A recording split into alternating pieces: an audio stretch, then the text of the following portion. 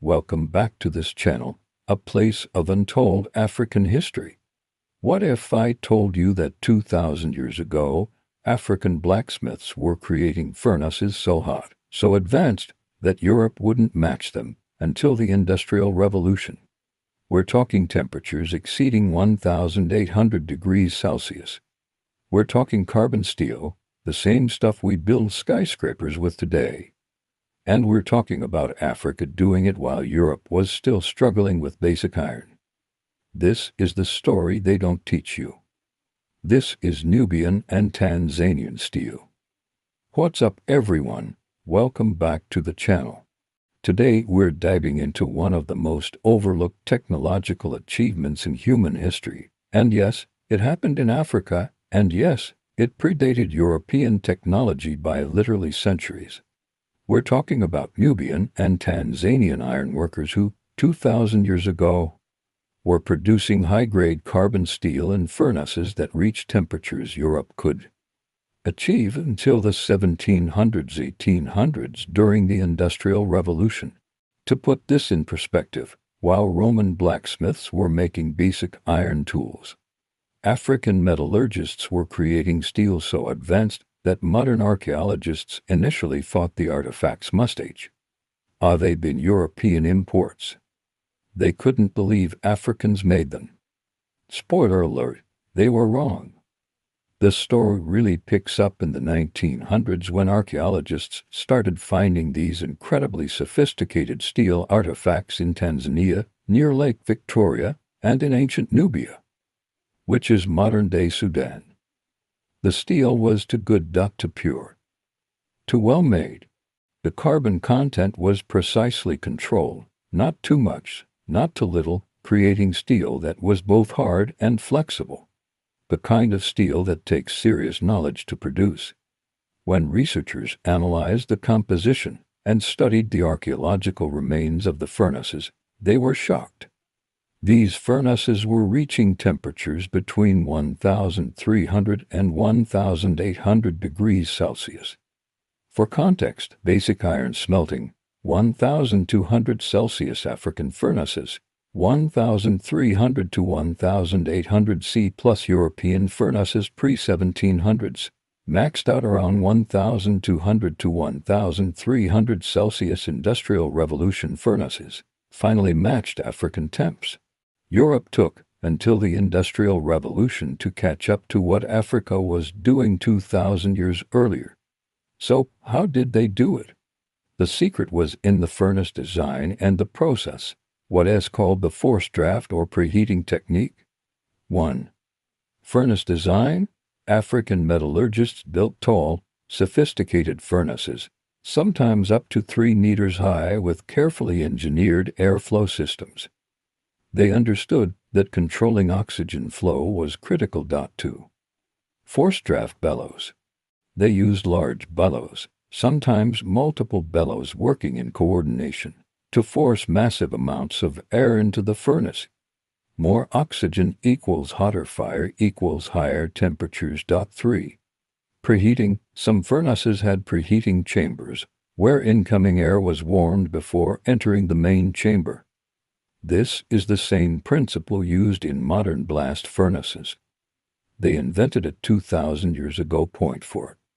Charcoal quality. They selected specific types of wood to make high-quality charcoal that burned hotter and cleaner than standard fuel. 5. Ore selection and preparation. They knew which ores produced the best steel and prepared them meticulously before smelting. Here's what blows my mind. Modern metallurgists have tried to recreate these ancient African furnaces, and they struggle to match the temperatures and steel quality. These weren't lucky accidents. This was systematic, sophisticated engineering. The result? Perfect carbon steel. Carbon steel is iron with just the right amount of carbon, usually 0.5 to 1.5%. Too little carbon, and it's weak. Too much, and it's brittle. African metallurgists were hitting that sweet spot consistently. This steel could hold a sharp edge for weapons, and tools flex without breaking B shape, and worked precisely last for centuries. We literally still have samples. Let me give you specifics because I know some people will say, show me the receipts. Archaeologists have found over 13 different iron smelting sites around Lake Victoria dating back to at least 2,000 years ago. Some estimates push it even earlier. The furnaces show clear evidence of achieving extreme temperatures, and the steel artifacts found nearby are of exceptional quality. The ancient kingdom of Kush, particularly around the city of Meroe, was a major center of iron production. The site has literal mountains of slag, the waste product from smelting, so much that some archaeologists call it the Birmingham of Africa, referencing England's later industrial center. The amount of slag indicates industrial-scale production. This wasn't small-scale craft work. This was a full industry supplying tools, weapons, and trade goods across a huge region. Museums around the world have these artifacts. High-carbon steel spearheads, tools, ceremonial items. When tested, they show sophisticated manufacturing techniques, controlled cooling, precise carbon content, expert forging. Now, this isn't about dunking on European blacksmiths. They were skilled craftspeople, but they were working with different technology and different knowledge bases. European furnaces before the Industrial Revolution were mostly what we call bloomery furnaces. These worked, but they had limitations, lower temperatures maxing out around 1,200 to 1.30 C produced bloom, a spongy mass of iron that had to be hammered repeatedly to remove impurities in consist. At carbon content, labor-intensive process couldn't produce the volume or quality that African furnaces achieved. It wasn't until the 1700s-1800s, with the development of blast furnaces and the Industrial Revolution, that European metallurgy caught up to temperatures and techniques that African smiths had been using for nearly 2,000 years. Why the difference? Several reasons. Different knowledge traditions. African metallurgists developed their own innovations independently. Resource availability. Different ores and materials led to different solutions. Cultural importance. In many African societies, ironworking had deep cultural and spiritual significance, driving continuous innovation. Trade networks. African trade routes spread innovations across the continent. This wasn't just about making better tools. High-quality steel was a game-changer for African societies. Military advantage. Visual. Ancient African warriors, weapons. Superior steel weapons gave kingdoms military advantages. The spears, swords, and arrows made from this steel were sharper, stronger, and more reliable than those made with inferior iron. Agricultural revolution. Visual. Traditional African farming tools. Better steel tools meant better farming. Clearing land was easier. Plowing was more efficient. Food production increased, supporting larger populations and more complex societies.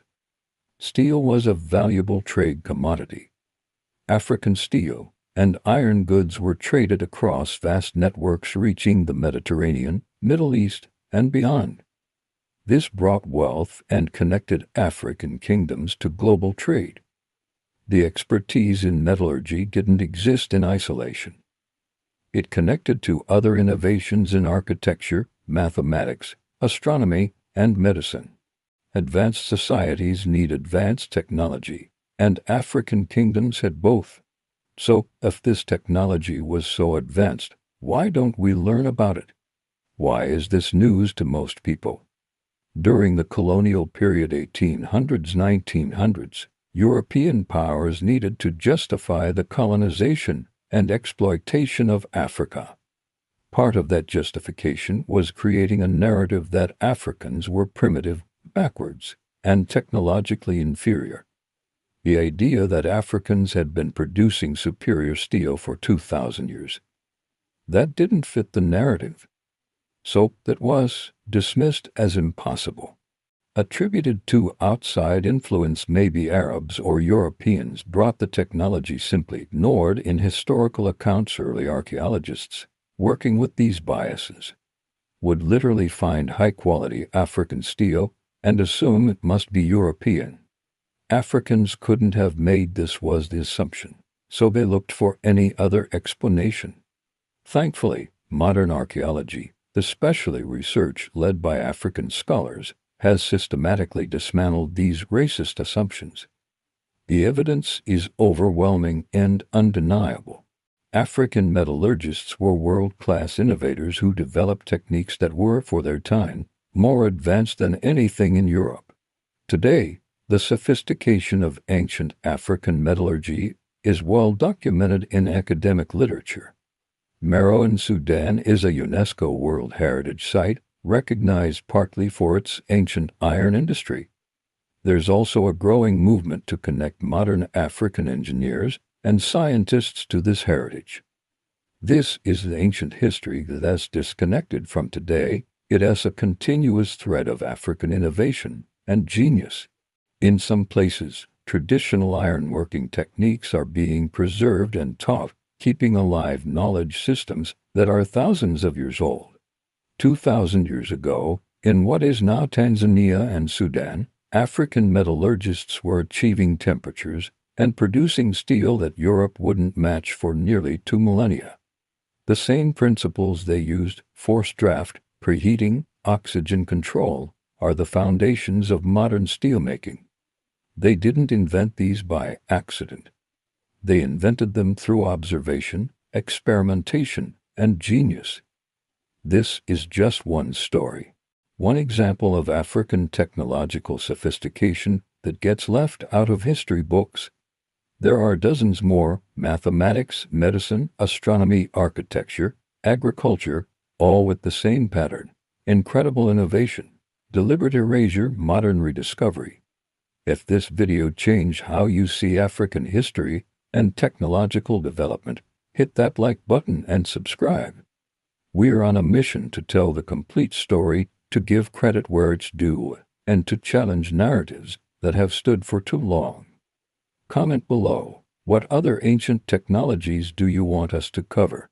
And check out our videos on NAP, iron smelting, and Egyptian antibiotics. The thread of African innovation runs deep. Thanks for watching, and remember, innovation has always been global.